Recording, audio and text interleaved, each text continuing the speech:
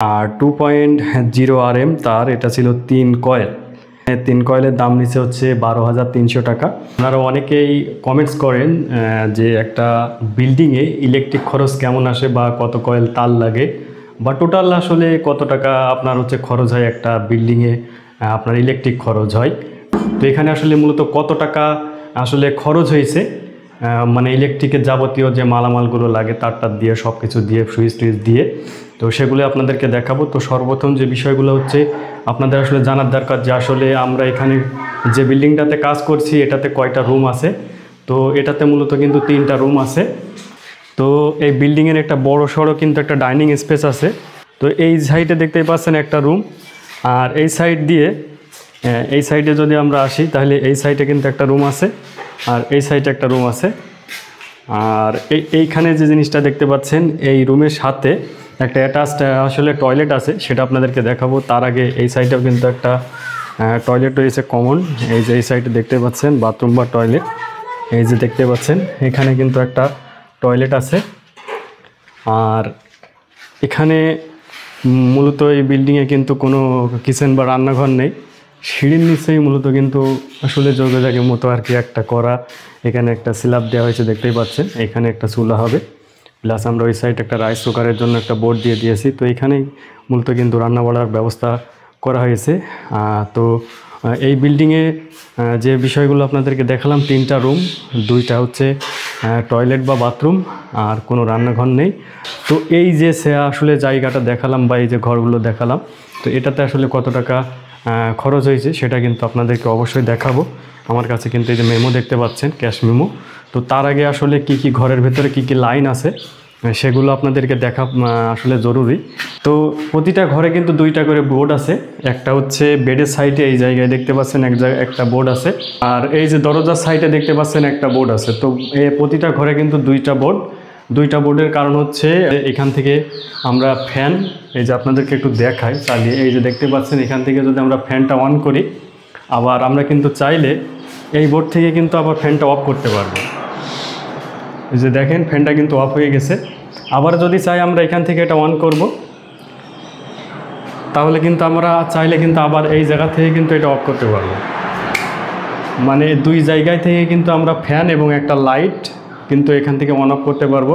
সেই কারণে কিন্তু আসলে মূলত 2টা বোর্ড দেওয়া। অনেকেই দেখা যায় যে বেডের থেকে উঠে গিয়ে কিন্তু ওই দরজার সাইডে যে কিন্তু আসলে অনেকেই লাইট বন্ধ করতে চায় না বা হচ্ছে ফ্যানটা দিতে চায় না বা ফ্যানটা অফ করতে চায় না। এই কারণেই কিন্তু মূলত 2টা বোর্ড দেওয়া হয়েছে।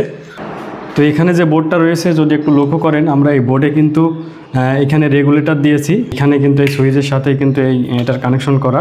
আর এইখানে যে সুইচটা আছে এটাতে কিন্তু শুধু একটা লাইট কিন্তু 2 বোর্ড থেকে কন্ট্রোল হবে। আর এই সুইচটা কিন্তু আমরা এই পাওয়ার সকেটের জন্য রেখেছি। তো এই হচ্ছে মোটামুটি হচ্ছে এই বোর্ডের কানেকশন। আর এই আপনার রুমের ভেতরে 2টা হোল্ডার আছে। এই সাইডে যে দেখতে পাচ্ছেন 2 সাইডে, মানে এক সাইডে কিন্তু 2টা হোল্ডারই দেওয়া হয়েছে, অর্থাৎ একটা ডিম লাইটের জন্য, একটা ক্লিয়ার লাইটের জন্য। আর ওই সাইডে আপনারা যদি একটু লক্ষ্য করেন, ওই সাইডে কিন্তু একটা সিলিং রোজে রাখা হয়েছে। এই সিলিং রোজটাতে পরবর্তীতে আমরা যদি চাই এখানে একটা টিউব লাইট, যে বড় সড়ো বা রড লাইট যেটা বলে, সেটা কিন্তু আমরা এখানে লাগাতে পারবো। তো এখন যে কথা হচ্ছে প্রতিটা ঘরে তাহলে আমরা কি লাইন রাখলাম, আমরা প্রতিটা ঘরে কিন্তু একটা ফ্যানের লাইন এবং 2টা হোল্ডারের লাইন, অর্থাৎ 2টা কিন্তু বাল্বের লাইন হবে, আর একটা রড লাইটের জন্য অতিরিক্ত লাইন রেখেছি। তো এই হচ্ছে মোটামুটি আসলে এই ভেতরে পয়েন্ট। তো প্রত্যেকটা ঘরে কিন্তু একদম সেমভাবে আমরা এই লাইনগুলো করেছি। এই ঘরেও কিন্তু একেবারে সেম। এই ঘরেও কিন্তু 2টা বোর্ড আছে, বেডের সাইডে একটা এবং দরজার সাইডে একটা। আর এই ঘরে অতিরিক্ত যেটা আছে সেটা আপনারা যদি এইদিকে লক্ষ্য করেন, এই জায়গায় দেখতে পাচ্ছেন এখানে একটা বোর্ড রয়েছে আমাদের এই যে টয়লেট বা হচ্ছে বাথরুমের জন্য কিন্তু এখানে বোর্ড দেওয়া হয়েছে। আর এখানে একটা বড় সড়ো গ্যাং সুইচের একটা বোর্ড দেখতে পাচ্ছেন। এটা কিন্তু যে আমাদের গেজার হবে, পরবর্তীতে গেজার লাগানো হবে বাথরুম যখন কমপ্লিট হবে। তো এটা হচ্ছে গেজারের সুইচ। আর বাথরুমের ভেতরে যে 2টা সুইচ দেখতে পাচ্ছেন বাথরুমের জন্য এখানে, তো 2টা সুইচের কাজ হচ্ছে এর ভেতরে একটা লাইট হবে এবং একটা ওই কর্নারে যে আপনার এখানে যে ভেন্টিটা দেখতে পাচ্ছেন, ওই ভেন্টিতে একটা অ্যাডজাস্ট ফ্যান হবে এবং এই জায়গায় কিন্তু একটা লাইট হবে। অর্থাৎ এই 2টা কিন্তু বাথরুমের ভিতরের পয়েন্ট। তো ওই বাথরুমেও কিন্তু সেম, সেটাও আপনাদেরকে একটু গিয়ে দেখাবো। তো এই বাথরুমেও দেখতে পাচ্ছেন এই যে দরজার মুখেই কিন্তু একটা বোর্ড আছে। তো এটাও হচ্ছে আপনার গিজারের সুইচের জন্য আমরা এখানে একটা সুইচ দিয়েছি বড় সড়ো, এটা হচ্ছে ডিপি সুইচ গিজারের।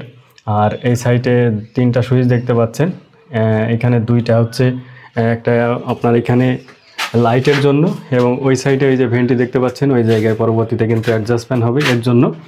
আর একটা যে অবশিষ্ট আসলে সুইচ রয়েছে বোর্ডে এইখানে, তো এই জায়গায় কিন্তু একটা বেসিনের লাইন আছে, যদিও এখানে দেখানো সম্ভব না কারণ এখানে বস্তা রয়েছে, এই কারণে দেখাতে পাচ্ছেন। এই জায়গায় কিন্তু আমরা বেসিনের পাইপ উঠিয়ে রেখেছিলাম, অর্থাৎ বেসিনের উপর বরাবর কিন্তু একটা লাইট হবে। তো এই হচ্ছে মোটামুটি এর ভেতরের লাইন। আর ডাইনিংয়ে যদি একটু লক্ষ্য করেন, ডাইনিংয়ে কিন্তু 3টা ফ্যানের লাইন আছে। তো যদিও 3টা লাগাবে না, একটা হয়তো ঝাড়ুবাতি হবে, আর 2টা কিন্তু ফ্যানের লাইন আছে।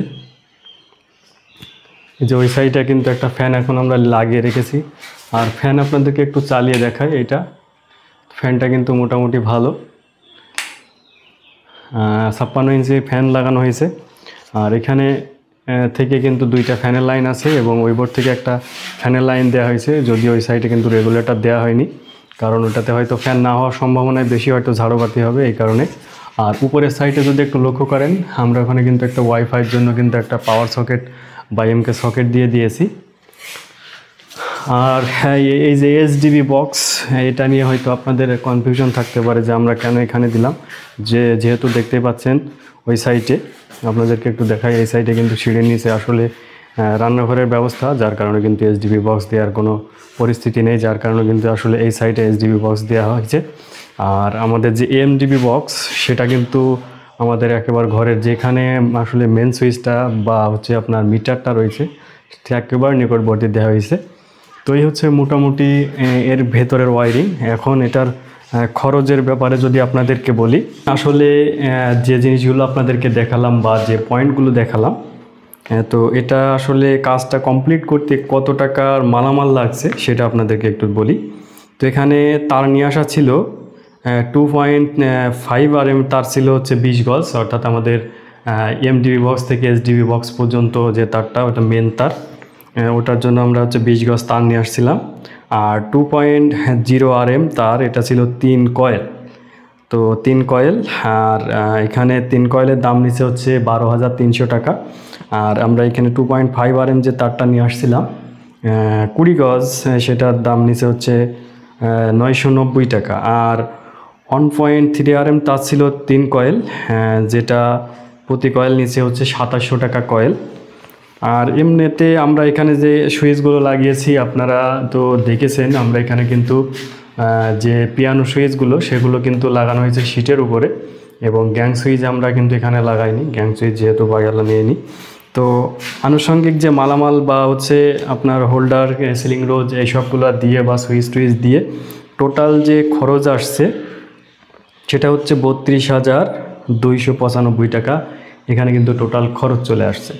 তো যে ভিডিওটা আপনাদের সামনে আসলে শেয়ার করলাম, আপনারা এটা থেকে হয়তো মানে কিছুটা হলেও কিন্তু ধারণা পাবেন যে আপনারা যদি এমন ধরনের একটা বিল্ডিং আসলে ইলেকট্রিক কাজ করাতে চান তাহলে কেমন খরচ আসতে পারে। তো ভিডিওটি কেমন লাগলো অবশ্যই কমেন্টস করে জানাবেন। আর কোনো বিষয়ে যদি আপনার মূল্যবান মতামত থাকে সেটাও কিন্তু কমেন্টের মাধ্যমে জানাতে ভুলবেন না। আর আপনারা যারা আমার নিয়মিত অডিয়েন্স আছেন তারা তো জানেনই যে আমি স্যানিটারি বা প্লাম্বিং বিষয়ক ভিডিও দিয়ে থাকি। আর যারা চ্যানেলে নতুন ভিডিওটি আজকেই দেখলেন, তো তাদের উদ্দেশ্যে বলি, আমরা কিন্তু নিয়মিত আমাদের চ্যানেলে স্যানিটারি বিষয়ক বিভিন্ন ভিডিও আপলোড দিয়ে থাকি। তো আপনারা যদি ভিডিওগুলো নিয়মিত দেখতে চান তাহলে আমাদের চ্যানেলটি সাবস্ক্রাইব করে রাখতে পারেন। আর এই ভিডিওটি যদি আপনার ভালো লেগে থাকে অবশ্যই একটা লাইক করে যাওয়ার জন্য অনুরোধ থাকবে।